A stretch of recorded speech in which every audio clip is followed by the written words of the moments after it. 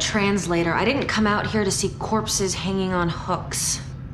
It goes without saying that you're going to encounter the unexpected. Not corpses on hooks. Have you ever considered that you might be happier back at the university? Teaching. I did it for years. It was quite rewarding. I'm an exolinguist. I graduated second in my class. I spent 3 years in Starfleet training. I was Jonathan Archer's first choice for this mission. Every inhabited world we come to is going to be filled with language. Some will have hundreds of them. He needs me here.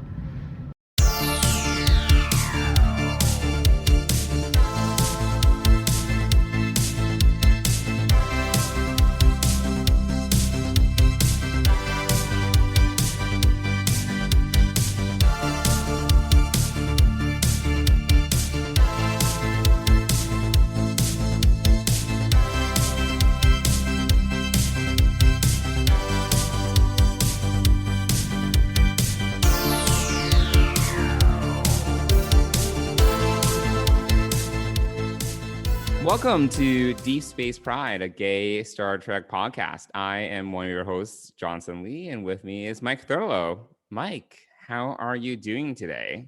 I am doing all right. It's hump day, Wednesday. Yeah. We both survived it.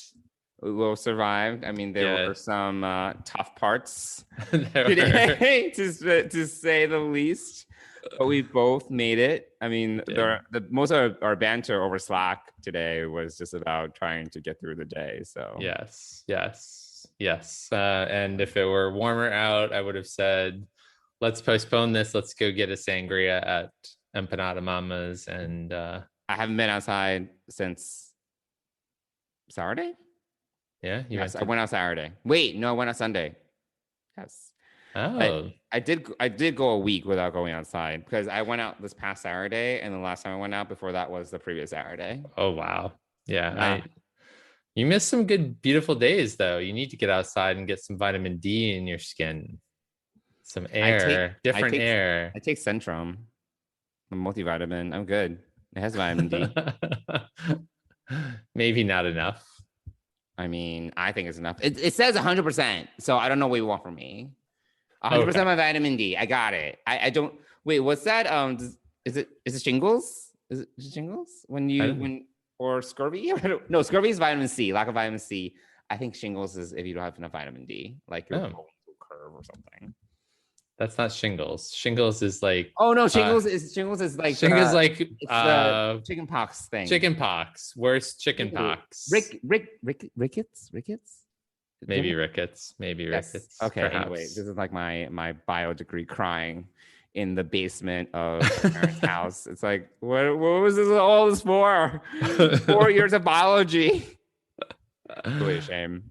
In any case, here we are. We made it. Yes, we made it. Mm-hmm. So what have you been up to? How has life been? Life's been fine. Getting back into running. Did a long run this past weekend of 5 miles. So that was good. We're going to shoot for 6 on Friday. I know. I was very impressed with how much you've been running. It's actually very commendable. Yeah, I'm trying to get back into it. I mean, definitely the body is different a year later than it was when I ran a half marathon. So I need to get that back. When is your goal of running a full marathon again?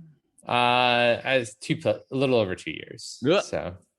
So my hope is to run a 10K in the next 2 months, like a race, maybe even the next month if I find there is something in mid-May, a 10K, but I have not signed up for yet because we really haven't talked about our May schedule yet. And then probably 2 half marathons this year.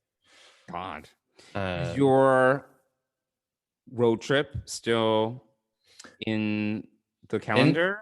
It's still in the calendar. It is your trip across America. Yeah, so Dennis has like been a little cryptic about he has a new idea, or some new ideas, and but he wants me to formulate my own ideas for this trip, and then we have a meeting scheduled for either tomorrow night or Friday night. So a meeting. We have is it a Zoom? we had yeah. No, we're gonna sit down and sit down and go through our thoughts and plans and kind of think through what we both want to do. So Are there shared documents yet? No, there's no shared documents yet. So it's like all in your brain. Well, it's all in his brain. He has a spreadsheet in his brain too. So, but I have not sat down. I've done a little thought about it, and I am gonna do some more. I'm gonna sit down and do this little meditation dream. Oh, okay.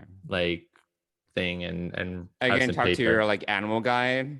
Oh, maybe I should. And this is the year of the ox. Vision quest. I'm gonna do a vision quest with my ox, spirit animal. I mean, Chakotay's advice would be to take some medicinal herbs or something, and airplane. Maybe I will drink a bottle of wine and do it. You can do that too. Today is worthy of a bottle of wine. I could have used a drink. But yeah, I don't think neither one of us are really we're not big drinkers. We're not big drinkers. No. Yeah. I'm definitely not. I mean, it gives me acid reflux, so I'm not a huge drinker. Oh yeah. Does it give you flush as well? No, I actually don't have much of a reaction. It's more okay. I don't feel my stomach is usually not pleased after. Oh, okay. Yeah. Well, so planning that this many week. things to look forward to. Your cardio activities, your trip across America, etc. Yeah. And I'm actually getting a little more. So I mewe need to talk about this offline, but there is the 55-year mission in Las Vegas this summer, and do you have enough PTO days? I'm going to use some all on my vacation, and then but I think I'll have enough because I've earned, I haven't taken any really this year. So it's sort of there's banked hours in there. So yeah. So I think I'll be fine. Cool. But I haven't even looked at the dates for Las Vegas yet. I have no idea. So it's definitely happening, right? It does sound like it's definitely happening. Yeah. So we need to talk about that, and then we have Chicago in a year. Yes. Which I have two minds of. It might be fun to drive out to Chicago and rather than fly out. If we still have a car and at that point, or so we'll kind of see. That sounds good. I'm excited, but I'm also kind of oh my god, flying. Yeah, I'm still a little nervous. Yeah, today I'm outside of the 14-day window now. I am fully vaccinated. But I still am, still a little weary of airplane travel. Yeah. I'm definitely immune because I had it and I had my first shot.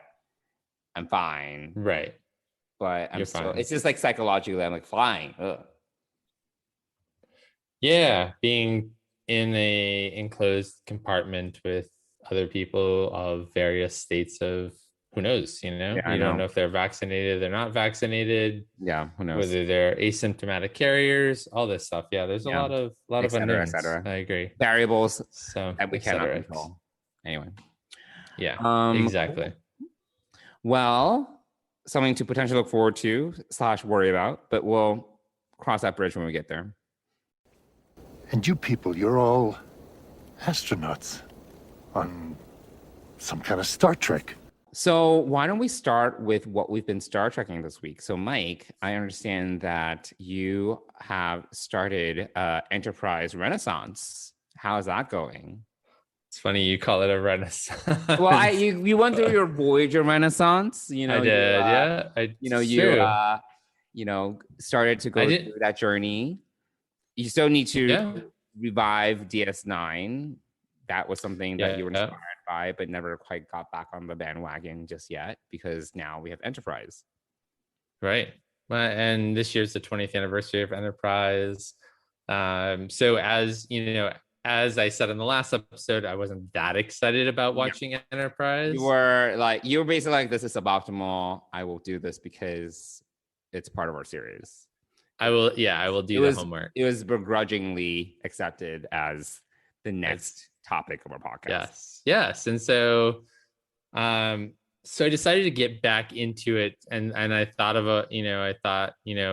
the trilogy that we talked about for T'Pol was The Forge, and that's later in season 4. Yes. So I kind of wanted to put myself in the place of where are the characters now, so meaning now in their timeline. Yes. And I started with the season finale of season 3, the Xindi arc coming to a close, and then World War II, and then ran into World War II, and I just got kind of sucked in, and I think it was because these characters had matured, and I guess when I think of Enterprise, I often think of them in the early parts of their seasons when they're sort of just fledglings out in the universe. I mean, one of the homework assignments was Fight or Flight. I know, episode 2. So which I just watched today and during my lunch. And that reminded me of so essentially what happened was I started watching this season 3 finale. I have basically almost made it through the entire season 4. I have 3 episodes left, and then season 4 was also truncated. It was only 20 episodes or something? 22, I think I want to say, but a little bit shorter than usual. A little bit shorter, but the arcs are really good. They're great. They're 3-episode arcs or 2-episode arcs. They're intergalactic in the sense that we're seeing races like the Tellarites and the Andorians and the Klingons. So we're kind of getting interplanetary, maybe yes. All right, fine, whatever. I'm sorry, I get into semantics like that. Intergalactic would be in between galaxies. All right, you're right. Interplanetary. Okay. Yes. Continue. To continue, yes. Okay, so one thing that bothers me about Star Trek sometimes, they make these statements like the whole universe has never seen something like this. I'm like, really? The whole universe? How would you fucking know? Like, things like that. Sometimes statements like that. Like, I'm like, all right, so you speak for everyone, the entire universe or the entire galaxy? Like, things like that bother me. Yeah, you don't like absolute statements. No. Yeah, which makes sense. No. Especially I think it's just easy. Be specific. Yeah, I mean, it's just easy to make. Humans make generalizations and broad generalizations at that. So, sort of in our nature. But yes, I can see where these are all scientists talking. That, and it's all like, oh, this phenomenon no one's ever seen before in the entire galaxy. I'm like, really? Tell me more, bitch. All right, continue. So I'm really enjoying this interplanetary. Thank you.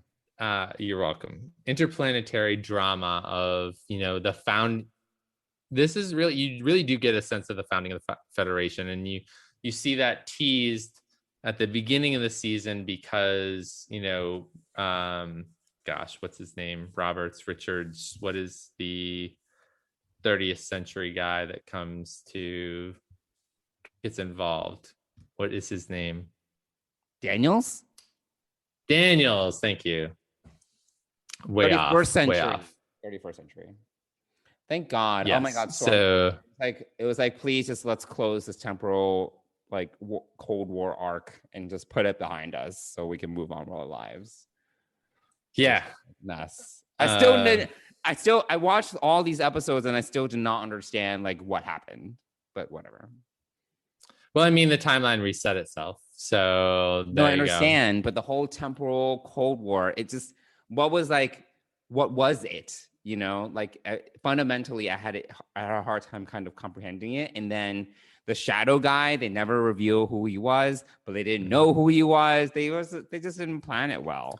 They had no idea what they were doing. Yeah. Well, I mean, back then it was episodic TV, right? It was just like, Yeah, let's create this thing and then throw in the serialized element. At least think it through, Yeah. Yeah. That wasn't the style back then, though. Kind of. So anyway, this season, I really like the interplanetary. Thank you. The interplanetary drama, and also kind of the founding of the Federation, that you like, the Jonathan Archer bringing together all of these core worlds. So you kind of see it being pulled together, and I enjoyed that. So I've just been kind of like continually like letting it continue to play because it's just been that good, and I haven't skipped anything. I am going to skip in a Mirror Darkly because I just watched that when we were talking about the Mirror Universe back in Discovery season 3. Yes. So yes. I'm gonna skip that, and so I really only have 3 episodes and then the finale left to watch, and I'm sure I'm gonna be sad, but because I think it's really great to see this. We talk about how Discovery kind of brought us back to the beginning of Star Trek, like pre-Kirk and all of that stuff. But in reality, Enterprise did that, and the founding of the Federation, I think, is really interesting. And how Jonathan Archer, if you really watch season 4, you get an idea of how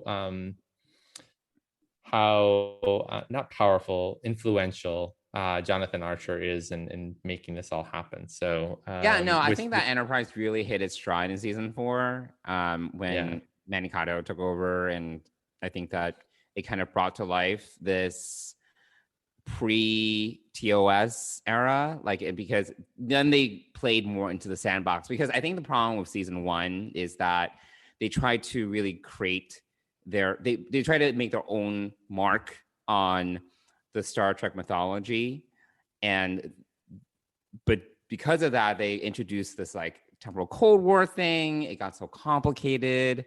Some of the things were cool, like the implications of it being the first Warp 5 ship. There are definitely some interesting things about that, but they didn't play enough, in my mind, in this bigger sandbox that they really played in season 4, which is like, let's tease all these things that like people really want to hear and know, because I think they were probably a little bit gun shy to do that, but that's what I think the fans wanted. It's like, show us what the early days of the Federation look like. Don't just show us the ship going about its way, just exploring random things week to week. Tease all the stuff that we're gonna see later on in Trek, and that's really what Manikato tried to do when he took over as showrunner. I thought he did a great job. So it's a shame that season 4 was the last season, because I think that's really when it kind of fulfilled its promise as a prequel to TOS. But by that time, the ratings had dropped to the point where it couldn't really recover, which is too bad. Right. Yeah. Yeah, exactly. Yeah. So I'm enjoying it. And I'm glad, I'm glad I didn't, I went back and watched one of the other episode that you gave me homework for, Twilight in season 3 and the Xindi War arc. But I'm glad I didn't really have to watch that whole arc, that whole season, and kind of go through that.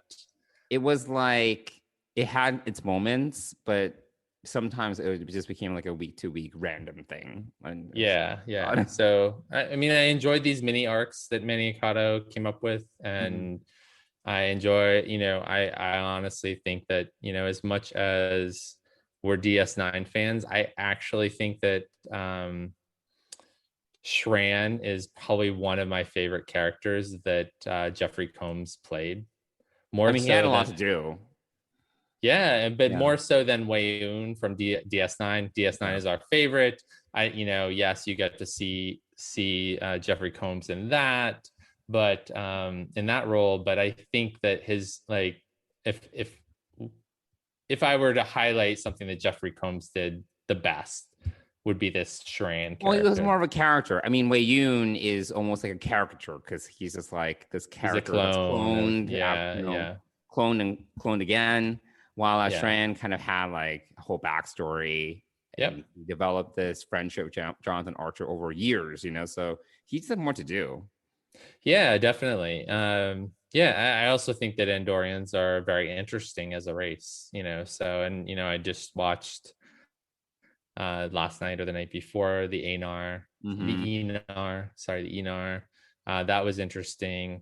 So yeah, it just, I'm really enjoying my little Enterprise Renaissance. And It's Renaissance. Probably after this, I'll go back and finish doing some Voyager rewatch. And I also find that, so obviously we're not talking about off topic this week, but I just want to dip into something really quick.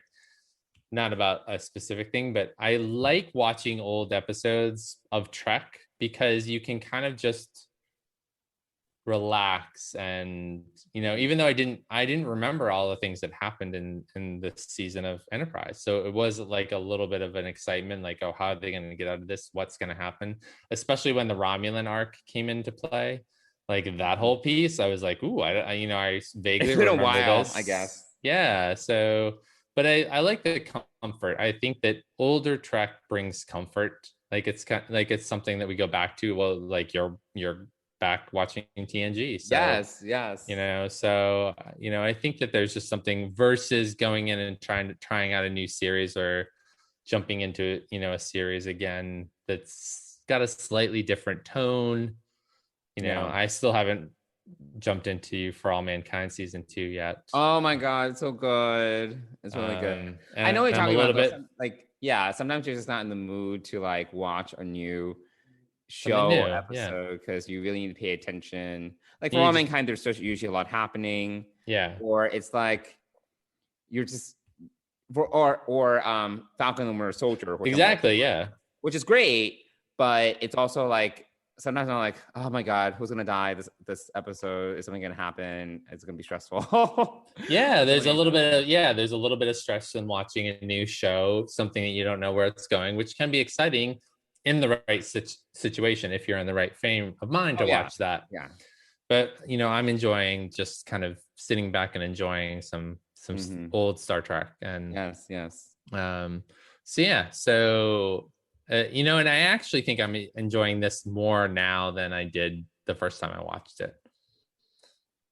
I think after seeing Discovery kind of do some Vulcan things / Navarre things with it, I think that it's interesting that going back and seeing pre-Federation Vulcans go through this whole Surak rejuvenation. So, and we'll talk a little bit more about that and when we get into it, but yeah, so I'm enjoying Enterprise, and we'll probably go back and finish Voyager, and then I think it's time to go back and watch DS9. Yeah. Yes. Yeah. No, I think that sounds like a plan for me. Yeah. So I'm like, now I'm starting to scrape the bottom of the barrel with my TNG rewatch. And I shouldn't say that. I mean, there's still a few good episodes. I started watching Descent, which is, in my opinion, not actually one of the better two-parters. I didn't love it the first time, and I'm not loving it this time. It's just like, I don't know. It's just like, I don't know what I need to kind of think about why it's not that good. I don't know if this is like mixing the Borg with lore. Something just about this doesn't work that well, in my opinion. Like, I think Time's Arrow is a better two-parter than Descent for some reason. I don't know. At least that's my opinion. I did, however, rewatch All Good Things because I was just kind of in the mood. I was like, oh, I'm starting to run short on like episodes to watch between season 3 and season 7. It's like, what now? And I was also kind of inspired by the Picard trailer because I was like, oh, let's watch this, see where we left things off. And that was great. That last scene, I know we talked about last time, that last scene still gets me every time. I'm like, oh, yep. he was always welcome. Yeah, right. So something about that epilogue always gets me. I'm just like, oh, so anyway, yeah. So actually, speaking of Picard, the other thing that I started talking to you about right before we started recording is that Akiva Goldsman was interviewed, and he mostly was talking about Strange New Worlds and how he was talking about. I don't think there's anything new. He's talking about like the episodic nature that they're going to approach it, but doing like character arcs. All right, yes, we've heard all this before. But that being said, when he was interviewed, he was also asked about Picard season 2, and he was basically asked, "Hey, like, you know, what from season 1, in terms of learnings, would you apply to season 2?" And he was just like, "Figure out the ending before you start filming." And I was like, "Excuse me?" I was indignant because I was just like, if you're gonna have a 10 episode serialized arc, should you not figure out the ending before you start to film like the first scene of episode 1? So that made me just, I mean, at the same time, I didn't love season 1, so I'm not surprised that they were trying to figure things out along the way. But this isn't like Lost. I know you never watched Lost, but No, Lost I was love like, I watched Lost. oh, you did watch Lost? Yeah, Oh, I did. okay. Yeah. I thought you didn't watch Lost. Okay. No. Lost was, it was problematic because they had no idea where they were going. Like, what, 6 seasons? 5, 6 seasons. They had no idea where they're going. They were just laying on mystery upon mystery. And they were like, at the end of the day, they were just like, you know what? We don't have any answers. So there you are. But if you're going to have these like 10 episode arcs, you can figure it out. Like, come on. So I was like incredulous. And I was just, that was an eye roll for me. And I was like, okay, well, let's see if this season, you know, is better, at least for me. I know you love season 1, but season 1 was. I did, you know, but I'm wondering if they had a thought of where it was going, and as they got there or got closer to there, they realized that they didn't know exactly how they were going to wrap it up. I mean, because there were moments in season 1 where it's like, this is like meandering a little bit, like, you know, and I feel that if you want like good, tight storytelling, you should plan it out. You should storyboard the season and just kind of be like, all right, these are the major things we want to hit along the way. This is where we'll get to. I vaguely remember there being, though, this idea that they, something got extended, like something, either it was in a interview with Hanel,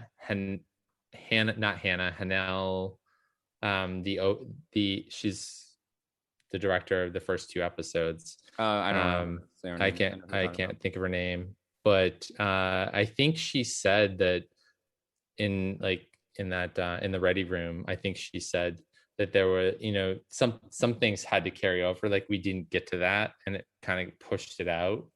So I think that things didn't play out quite like they planned to, like certain scenes that maybe her episodes 1 and 2 didn't get finished, and that got pushed into episode 3, and then that pushed it out, and like all of these things. So I think, there were, you know, I remember hearing that. So I think that maybe it wasn't kind of fully fleshed out, but also they may have had too much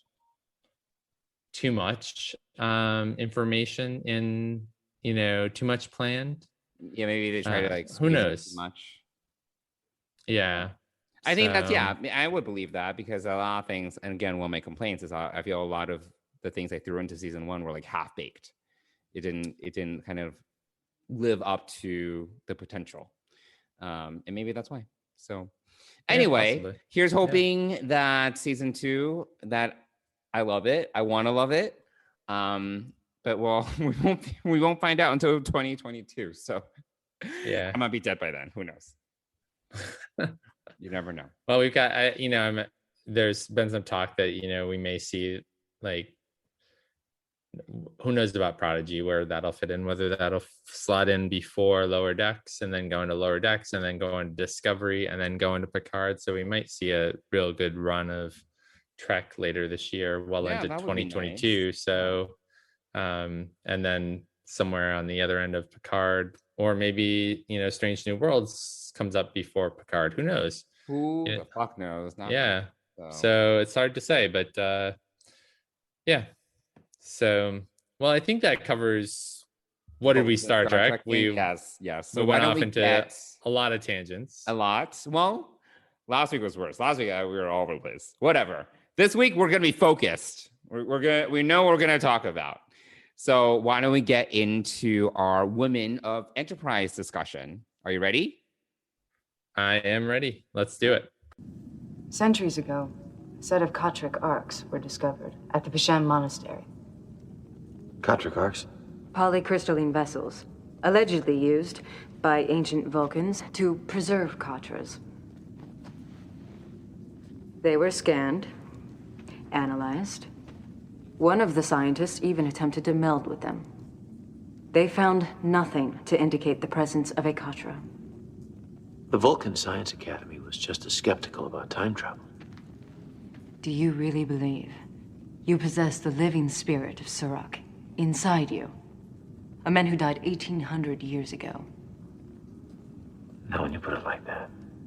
So cool. So why don't we start our Women of Enterprise discussion with Hoshi Sato, Asian representation on Enterprise. Yes. So one of my assignments was to give you an assignment to figure out what episodes, singular or multiple, to watch when it comes to Hoshi, and what would most well represent this character. And I have to be totally honest, this was a struggle bus. It was hard. I remember there was like the Zindi arc episode where she was like on this planet with this like telepath, and he was like hitting on her. I was like, that's not a good episode. And then I was like, well, in A Mirror Darkly, she had something to do because she became Empress Sato or whatever. Yeah. But I was like, but that's a mirror version of her. And I was like, what is a good Hoshi episode? There was the one with the Organians. Organians is how you say it. In season 4, where she and Trip got really sick. And the Organians the observer effect. The observers. You know what? That is the one episode I skipped in season 4. It was fine. It was basically just the throwback was the Organians. Okay. But she spent most of the episode sick and dying. So I was like, oh, that's not. I only thought about the episode because there was a little bit of backstory about her, but I was just like, oh, that's not really a good episode. There really wasn't anything. The only thing that I could think of is Fight or Flight, which was season 1, literally episode 2. Yeah. And I was like, you know what? Out of all the episodes that kind of feature her, this probably is the episode that best encapsulates her as a character, for better or for worse. And basically in this episode, from memory, I'm not even looking at Memory Alpha, they come across a ship, everyone's dead, and they're being like drained of some sort of chemical. They're like, what's going on? They're like investigating. Hoshi's like freaking out, because they enter the ship. She's on the away team. They enter the ship, and she freaks out because there's like a room full of like just like dead or dying aliens. And she's like, they're all dead. Yeah, they're all dead. She freaks out. She screams she's screaming. Yeah. But then later on, basically the people who attacked, the aliens who attacked that ship that they found, the derelict ship that they found, comes back, and it's up to Hoshi and her linguistic skills to get another ship to help them. And she's put on the spot, and she's able to come out of her shock and daze, and she's able to basically save Enterprise. So yeah, I thought that this was a good episode for her, actually, because, it kind of shows that how green she is. She's like, she basically is not really like an officer. She's just, she was basically recruited by Jonathan Archer to help, serve as a communication officer on the Enterprise. And she was kind of just thrown into it. She doesn't like space. And she was kind of put to the test. But yeah, this was like, unfortunately, one of the few episodes that really, I think, did highlight her as a character. But I don't know what you thought about this episode and what you think of Hoshi Sato / Linda Park as a character / actress. Yeah, I mean, it does. You're right. It does highlight a lot of great character traits of Hoshi early in the series. She didn't want to be there. She really is a teacher. She is forced to translate under the gun, and she does it well. But that was a tense scene at the end where she's relying on the computer instead of herself to do it, and like everyone basically has to say, please talk to them as Right. yourself. Please do it where we've got nothing to lose. So I think it does give her something to do. It does kind of fill in her character a little bit. It definitely gives us the theme of season 1 really was a green group of explorers going out into the universe. I mean, after almost all of season 4 that I've watched, a season 3 episode or 2, the finale, and then in the episode that you gave me, Twilight, going backwards and seeing how green they were. And when I thought of Enterprise before my renaissance per se, this is the crew that I remember. And this to me is, it's interesting in the sense that this is sort of where we think Star Trek began, and obviously the Enterprise began, but it's not that exciting. It's kind of, you kind of see Earth explorers in the early days, and it's, there's drama, there's, some stuff going on, but it's just boring. I mean, really, that's why I'm really enjoying season 4, because it gets complicated. It gets interplanetary. Thank you. There are aliens that they have made relationships with. This stuff, this early beginnings, like, honestly, why didn't we, why wasn't one of the first places we went Andor in the first season? Why didn't we go, we did go to the Klingon homeworld. Yes, I understand that in the premiere. Yes. But, beyond that, like, why didn't we go to Teller, the Tellarites are from Tellar, I would guess. Why didn't we go and like meet these other races and kind of start to form relationships with them? Also, the big thing about this too is you get the idea that the Enterprise really isn't tested very well. The weapons don't work, and they're not that powerful until the very end. It's like they're so weak. Everything's weak. There's no there are no shields. They have like hull plating. I'm like, oh my god. Yeah, there's just a lot of beginning things and like charge a hull plating. I'm like, all right. And actually, there's a comment in there. I forget if he says it directly to T'Pol or within T'Pol's earshot, but he does mention how they've been held back for 100 years by the Vulcans, and I'm actually sitting there thinking as I'm watching this, I'm like, yeah, this is the reason why. We don't have the technology yet. We don't, we are idiots to some extent because of our curiosity. We're a small fish in a very big pond, and you have no idea what you're getting yourself into, and you have torpedoes that don't even dent the ship until the end. I know. And even then, I don't even understand what changed between the first 2 torpedoes we threw at this alien versus the third one. So because the other alien ship was helping.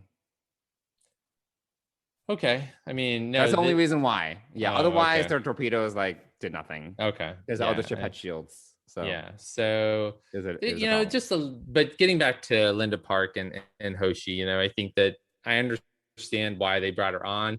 Again, Asian representation. Yeah, absolutely. I think it's important to have a diverse crew, and it's not very diverse, and also just as a side note, as I've watched this much Enterprise over the last week, poor Travis Mayweather too. Oh my god, poor Travis Mayweather. He had even less to do. He did really, and he he's had actually one episode about, because he grew up on like cargo ships or whatever. Yeah, so he grew up in a cargo ship. Yeah, he visited his cargo ship. I was like, this is so boring.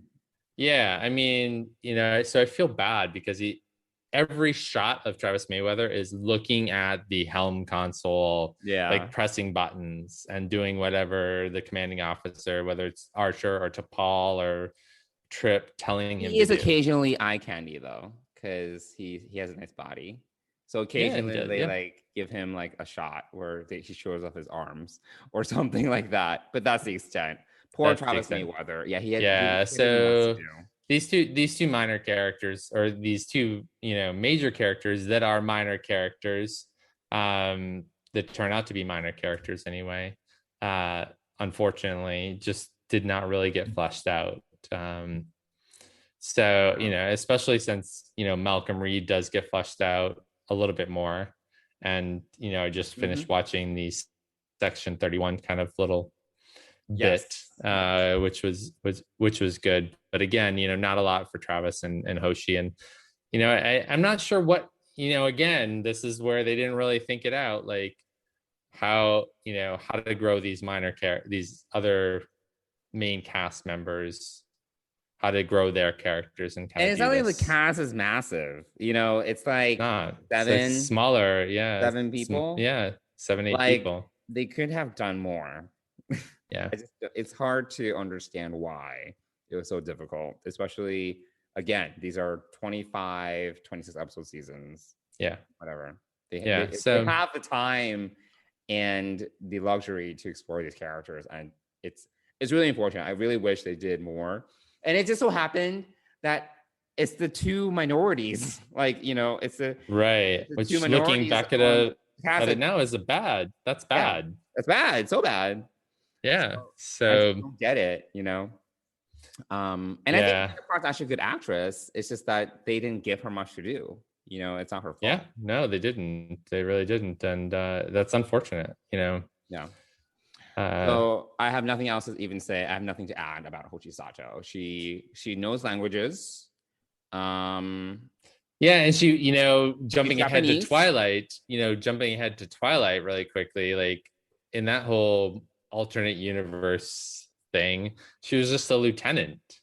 Again, everyone else had command of their own ship, but she was just a lieutenant. I was like, when Jonathan meets her again, as he comes on the Enterprise, I was kind of expecting like, oh, I'm the first officer, or something a little bit bigger, and I'm like, nope. Well, they had only 2 ships in Twilight, so it's not but not even at that point, she was one of the more experienced officers after. And why of everyone, why isn't she down on the planet like teaching languages to the 6,000 human survivors? She's still up on the ship, which I think is interesting in and of itself. So she's not doing anything.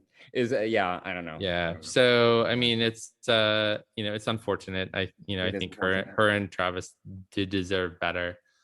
And I just honestly, if we're gonna lay blame, I think it's at the foot of Rick Berman. Really, not really. Kind of, this is really why I think we got Star Trek fatigue back in this, the early 2000s, and why this series ended was because it was just so rote, so standardized, so unimaginative. Although, we just said, as you said, Manny Cotto did bring a lot of imagination and a lot of great arcs to season 4, but like you said, it was too late at that point. Yeah. So it's hard to watch that. Actually, it's hard to see these minority characters 20 years ago being treated like this, and they're so sidelined. I don't think it was necessarily intentional, but I would say but they also weren't intentional about giving them more to do. Like, even if it wasn't intentional, like that they were getting sidelined, they also didn't make the effort they should have to give them more. Right. Yeah, totally. Both ways. Yeah. Either way. But I lay that at the feet of Rick Berman, who is the executive producer. But whatever. Yeah.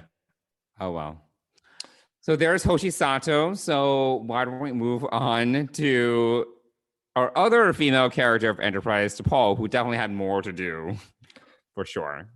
Definitely had more to do. The Forge is all throughout this season 4, she had a lot more to do. Although I've been paying attention to kind of not a lot of facial features, not a lot of demeanor changes. Like you kind of have to imagine some of the internal stuff that's going on in T'Pol, and you see very small glimmers of her development. I think Twilight is a better highlight of how she's sort of changed, and she had fallen, according to Phlox anyway, fallen in love with Jonathan in that kind of alternate reality universe where he saved her. But definitely a lot of drama around her family Yes. having to get married to save her mom. Yes. Well, she kinda also had this- like illnesses. I don't know if you recall. She got like she got forced mind meld, which made her sick. Do you know what I'm talking about? I vaguely remember that. What was So she was like, so the Enterprise met up with this group of Vulcans that were kind of they had broken away, and they meld. Yeah. Like that's so the early Enterprise mythology, pre-discovery of the Kashara, is that Vulcan mind melding is taboo. So you have this ship. They find a ship of Vulcans who have broken away, and they embrace emotions, they embrace mind melding, and T'Pol's really interested in this crew. Like, she part of her scientific curiosity is like, oh, never come across a group of Vulcans like this, and she gets close to one, and he forces himself on her through a meld, but because he's inexperienced in mind melding or initiate mind meld, it causes neurological damage, and it causes her to basically she loses control of her emotions, and like she has some issues. And then in season 3, during the Zinni arc, she becomes addicted to Trillium D or something. Does this sound familiar? Like some sort of This does sound familiar. Yeah, a little bit. Yeah. Familiar, like she literally develops a drug addiction, and this causes further neurological damage and causes her emotional boundaries to erode. So you see her having all these like reaction, like she's much more, especially in season 3, she doesn't have as much control over her emotions. She's crying. There are these things that happen, and then they don't resolve it, but in the Vulcan arc, starting with the Forge and Kachara, she gets a mind meld from someone that cures her of like that disease that she got back in season 2. Okay, that makes because sense. one of the characters she meets knows how to meld correctly. So it's actually the one I believe it's the one who's carrying Surak's Katra. It is the female Vulcan name, I forget. T'Pol. And she fixes T'Pol. Okay. All right. If you may recall. But anyway, she goes through this whole like, she has like all these physical issues, but she is actually less restrained emotionally than your standard Vulcan, which makes her more like Spock, I guess. And she's also the science officer on the Enterprise. I don't know. There's too many, recycled ideas. There, yeah. Right. Yeah. But she does. I do like her development as a character because she comes to appreciate humans. She comes to forge this strong relationship with Jonathan Archer and Trip. There are a lot of things like that you can see, especially if you start in season 1, you see that evolution of her character and her sympathy towards humanity, which I thought was interesting. Yeah, you get that. You get to see that in season 4. I think that all of this there's not enough. You have to piece a lot of things together about T'Pol, and even as Trip is leaving the Enterprise to go work on Columbia because he's so ridiculously in love with her, right? And he has this major crush on her. You still get the feeling like she is completely clueless about this, and that's a little frustrating to kind of see. Like they after all they'd been through and everything, although Trip never really confessed his feelings to her, it's she's kind of clueless about this aspect of her life. But I think there's more to come in the last couple of episodes about, I don't know, the description in Netflix talks about Trip and her having a child or something. So I'm gonna get there. Yeah. So I think that I may not.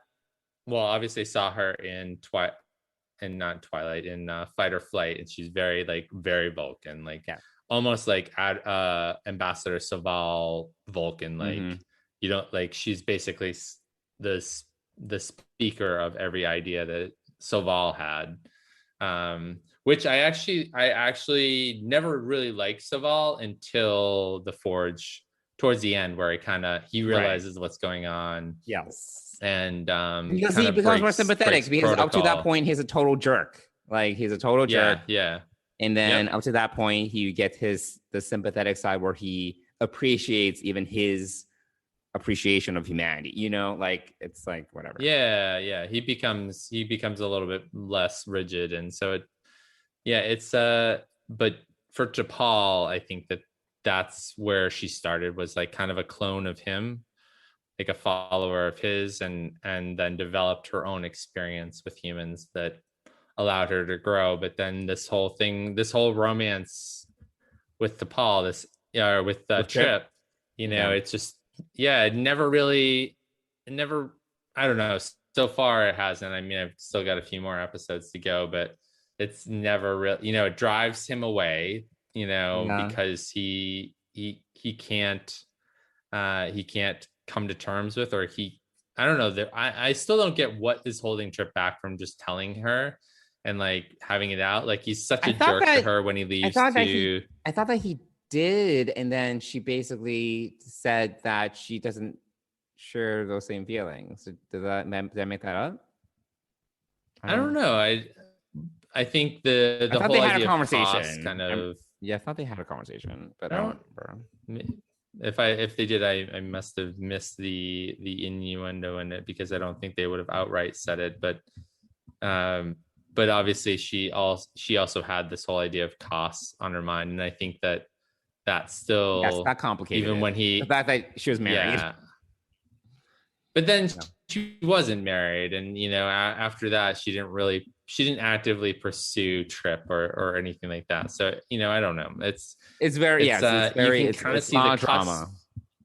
Yeah, it's a lot of drama, but it feels like it's mostly on Trip's side, because T'Pol plays it off as being almost clueless about having any feelings for Trip. And when Hoshi starts, she doesn't even open up to Hoshi, which I kind of understand. As first officer, you wouldn't open yourself up to an ensign, but when she mind melds with Hoshi to help her, Hoshi has this residual effect of having this dream about T'Pol and Trip.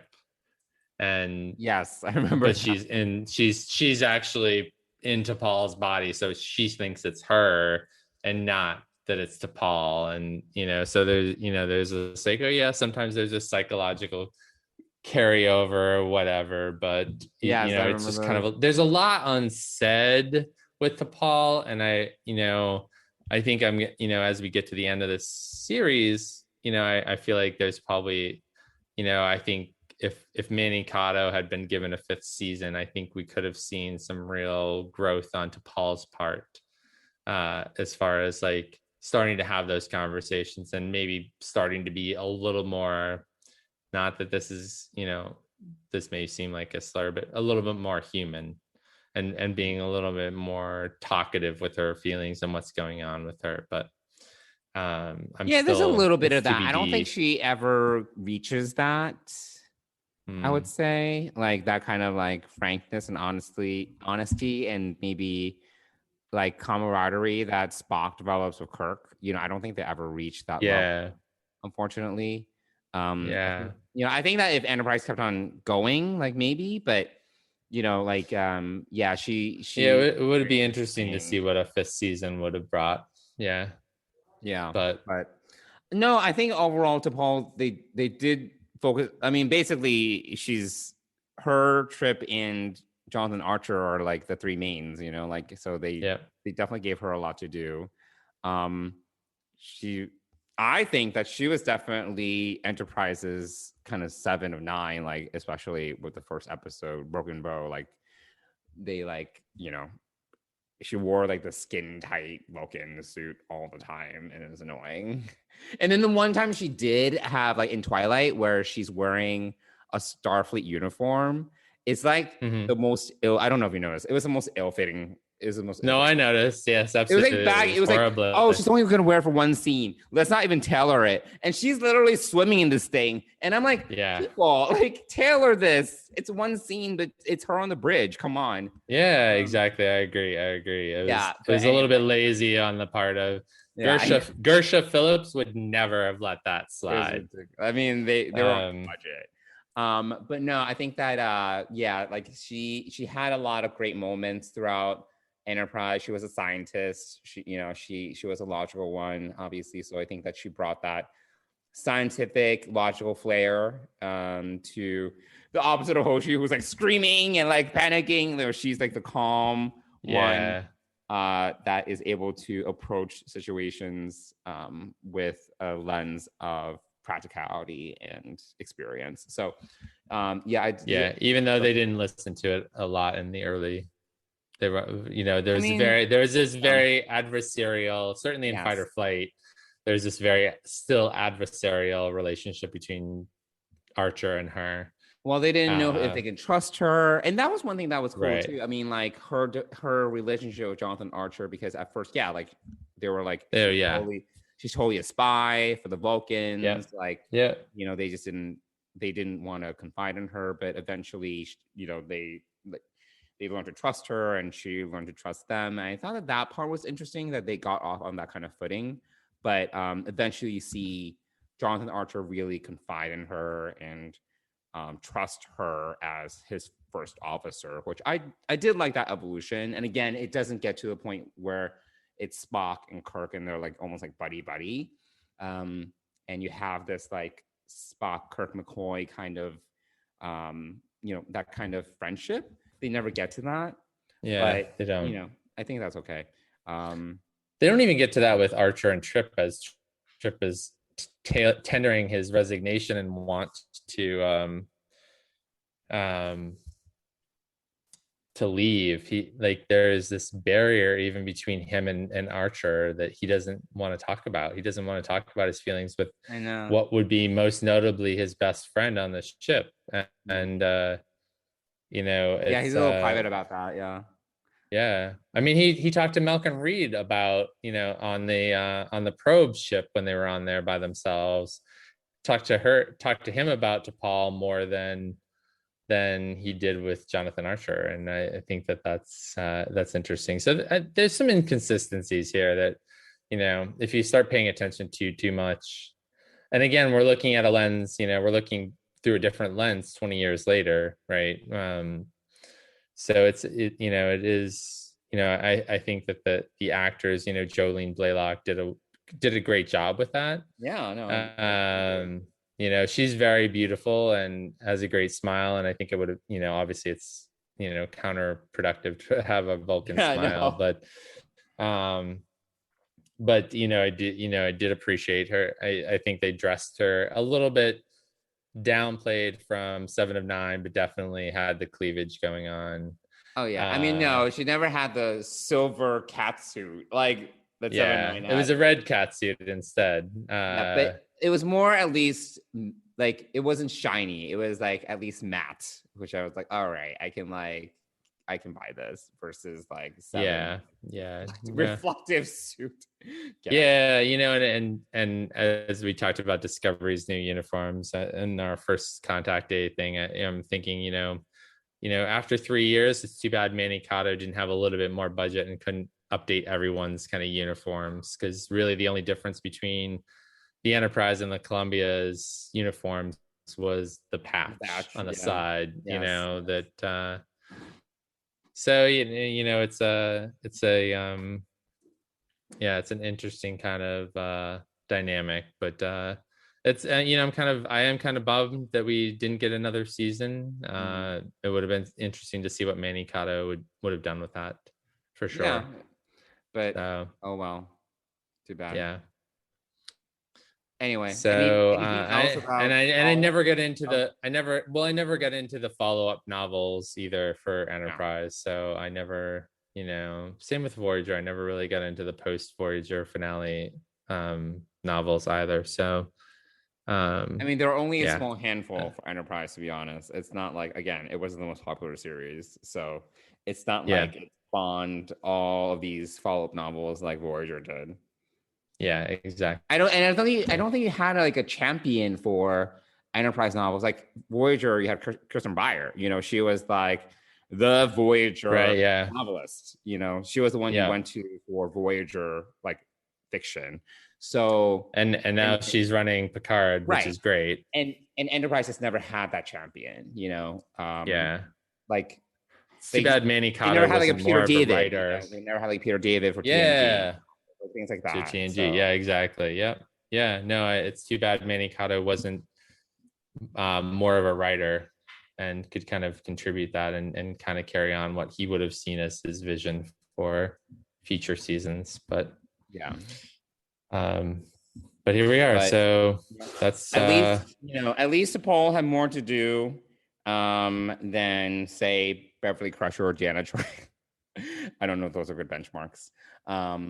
And well, she definitely had more to do than Hoshi, and more did Hoshi or Travis Mayweather. Yep. Yeah. It's true. Whatever. Yeah. So anyway, anything else about T'Pol? No, I don't have anything. Well, I think that about does it for our Enterprise Women of Trek episode. I mean, is there anything else that you want to say about either Hoshi Sato or T'Pol? No, I mean, those are the only two women of Enterprise, right? There's like nobody else. There's no other. Else. We don't have like even a tertiary character to talk about. Well, we do in season 4. You get Captain Hernandez, which is that's right. But Captain Hernandez does have a big role in the Destiny novels. That was good. Remember that? Oh yeah, right. Yes, she does. She was like thrown back in time. Yeah. This whole nonsense. Yeah. Yep, I do remember that. Yeah, she did. And that was good as well. Unfortunate what happened to her and her crew, but yes. But it was yes. She survived though. She was fine. Yes. Yes. But yeah, it was good to see her character. I think that's the only other major woman in Enterprise. I mean, I think so. You know, looking back at Enterprise now, it's such a example. Kind of a mess, to be honest. Yeah, it's an example of. I mean, in this Me Too generation, you know, that we're living in right now, I think it's crazy how this, like all the admirals and all of the Vulcans, with the exception of T'Pol, are all men, all played by white males. I mean, it's just. I know. It's kind of an example of just. I don't even know how to describe it. I want to say it's just like lack of like foresight, like, you know, and especially given how diverse Star Trek has tried to be in a very purposeful way. I think that they just, you know, forgot or something. And it just feels very cobbled together. It's like, let's figure it out as we go along, and like, let's not really plan out anything. And let's not really give the minorities on the show anything good to do. And everyone's white. I don't know. Yeah. And the storylines are all over the place, you know. So yeah, it's definitely not a. I mean, the actors did a great job with what they were given. The actors are actually good cast. You know, I lay this at the feet of Rick Berman, and you know, I'm happy that he's not part of the current Trek universe, which is good. But I think it's also an example of how this all male, all white male dominated system existed just 20 years ago, and is very apparent in the TV show that a TV show that we both love. Yeah, which is too bad. So it's but the cast was great. You know, Jonathan Archer was a great character. Scott Bakula did a great job with him. I think like out of all the captains, he's probably the most like kind of down to earth, regular kind of guy. Like, you know, he's a guy that you would get lunch with, you know, and he's just like, he shoot the shit, you know.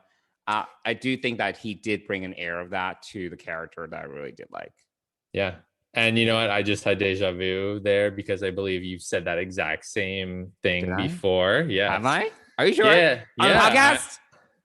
Well, I think that you said that in our early days of I podcasting, remember somewhere nothing. along. I remember those exact words coming out of your mouth. You said, Wow. Oh my God. I'm just like a robot. I'm just like repeating my "You ones and are, you zeros. have." Well, I mean, obviously, it means a lot to you that you're not a robot. You're, you know, when it comes to Jonathan Archer, you would have lunch with Jonathan Archer. Yeah. Yeah. But also Scott Bakula is just like a cool guy, you know? He's just like Yeah, chill, he's a dude. great actor. You know, getting him to lead Star Trek was probably a pretty good move. To kind, I think they did that to boost Mhm. the ratings a little bit. You know, it unfortunately didn't carry the show beyond 4 seasons, unfortunately, for a lot of different reasons. But yeah, no, I think it's the cast is great, and yeah, it's just unfortunate that more wasn't done with the material. So yeah, so that's our Enterprise kind of, and I'm sure next week I'll talk a little bit about my last few episodes of watching it, but and Mhm. enjoying it. But I think we've covered it, and You're I think fine. we can You're go on from fine. here. But I think we should take a moment to talk about our sponsor, Fansets. Fansets. Yes. Fansets. Yes, Fansets. So they do have a few Hoshi and T'Pol pins that you can pick up. Both Hoshi and T'Pol are part of the Women of Trek. T'Pol was in I would hope series so. 1. Yeah, I would too. But T'Pol was part of series 1. Hoshi was part of series 2. And they do have micro crew pins for both of them, although they are completely different designs. They look so different. Yeah. Yeah, they are T'Pol so looks different. cartoony, and Hoshi looks more like the more something. modern ones that we yeah. And T'Pol's one, it's more like season 1-ish. The all black and or / gray charcoal, whatever it is. Fortunately, her Women of Trek pin is the red cat suit that we were just talking about moments ago. So I actually like the red one that she that's probably I do too. I really do like it a lot. And they use that same color on her in Twilight. I love her 12 hair years in later. Twilight. Like she has like this ponytail. This ponytail. She's speaking of Twilight for a second, we really didn't talk a lot about Twilight. We didn't go too deep we didn't go too deep into the Forge drama that was her family, and also this whole belief that she didn't she was kind of like this old school Vulcan who didn't believe in mind melding, didn't believe in couldn't believe that her mother was part of these outsiders. So but that's these outsiders are actually what we would consider our modern day Vulcans. Correct.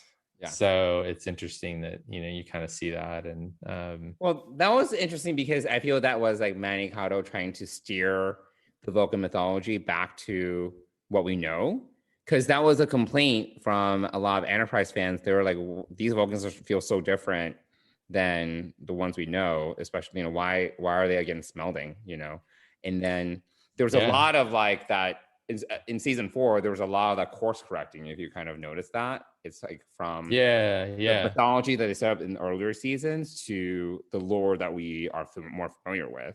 Yeah, it's interesting. I mean, I think you kind of see that in the First Minister, who, from the outside looking in, like he's very emotional. Yes. He's like yelling at the council and like. But he was also like a Romulan spy, like a Romulan. Oh, that's true. Yeah, right. Exactly. Yep. Yeah. Yep. That's true. So yeah. I don't know if he was like a Romulan, but he was like a operative of some sort. Yeah, he was an operative, someone who mixed in with this unification or reunification, which I thought was like, wow, that's kind of crazy that they brought that back. Yeah. that far back, and that was just from obviously Next Generation's reunification, like that whole piece of it. So, and the one thing I really do like about now if we're backtracking to talk about the show. We are, yes, we're all over the place. Those 3 episodes really did do a great job, kind of delving into the early days of the development of Vulcan, because you get these flashbacks to Surak, and you go into a little bit of the mythology around the split between the Vulcans and Romulans. I thought that was interesting because we never really got that level of detail in the backstory. So I really did like that too, because because on TNG we heard about that, but we never really saw it. So I did really appreciate that trilogy and how it kind of delved into the background of how that all came down. Yeah, and the logic of Surak and Katras and things like that we saw in Star Trek 3. Spock's Katra. So yeah.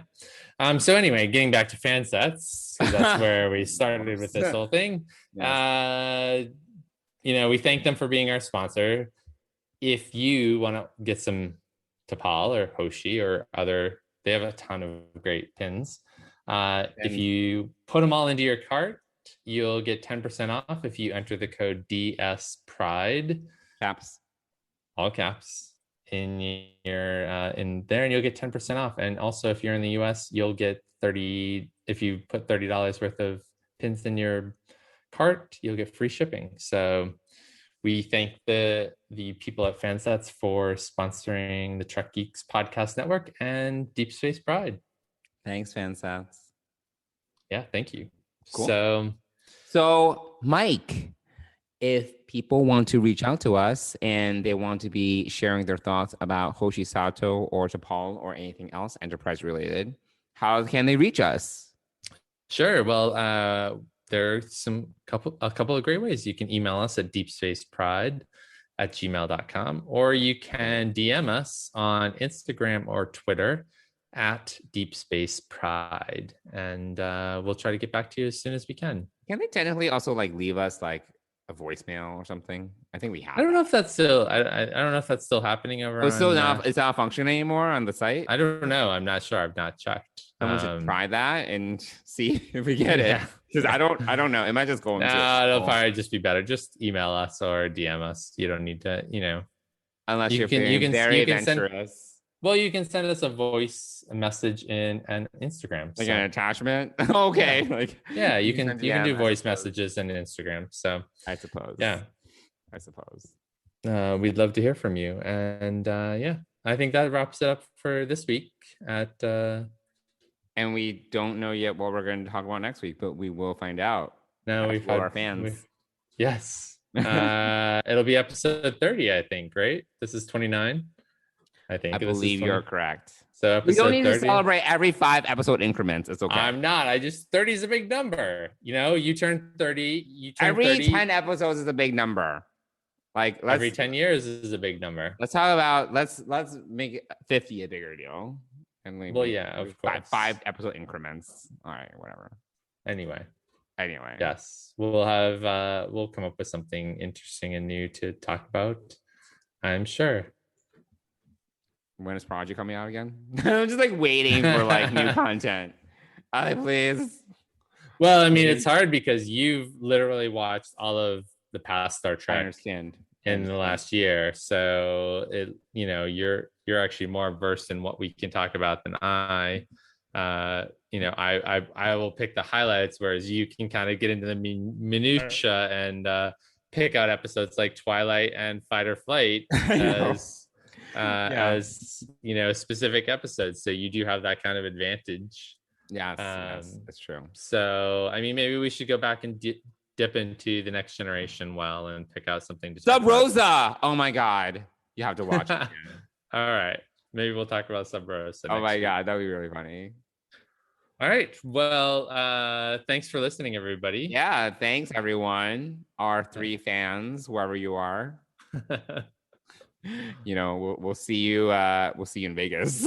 We'll see you in Vegas and or Chicago in the year. Yeah. All right. No, thanks everybody, and we'll see you again next week. There it is. Bye, everyone.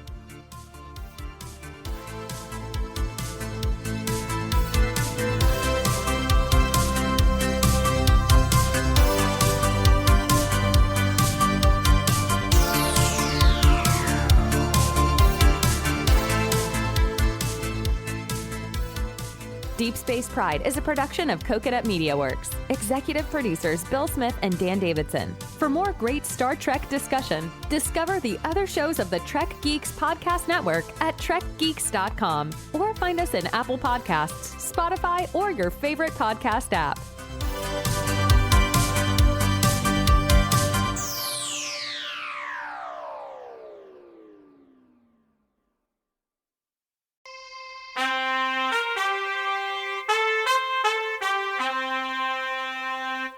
Coconut.